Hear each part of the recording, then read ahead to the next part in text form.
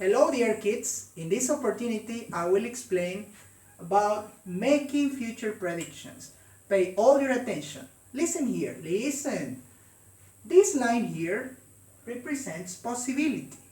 Okay, in English we can express possibility using will.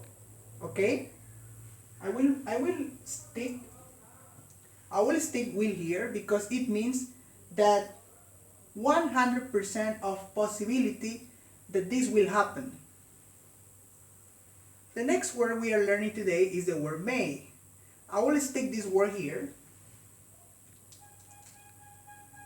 because it means 50 or more percent of probability that this thing may happen.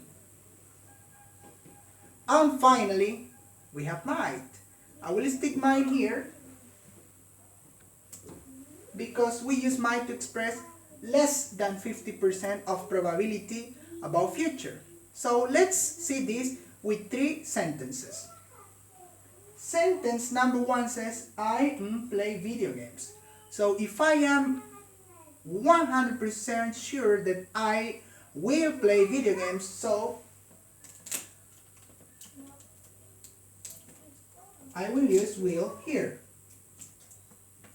Okay, I will play video games. Remember, when we are talking about possibility, when we are making future predictions, it means 100%. I'm totally and completely and 100% sure that I will play video games.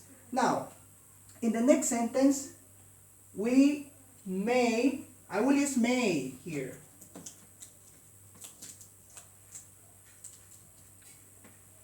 We may travel to New York. It means that there are 50 or more percent of probabilities that my family and I may travel to New York.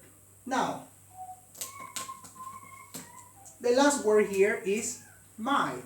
In sentence number 3, it says, we might return to school. What is the meaning of this? So, we are less than 50% sure that we might return to school. So when we use will, may, and might, we are expressing possibility, we are making future predictions, and it's a matter of how much percentage we are expressing in each possibility or in each probability. Okay, notice here, this is the last thing I will say, that with all these examples we use an infinitive verb without to, okay, directly for all the pronouns.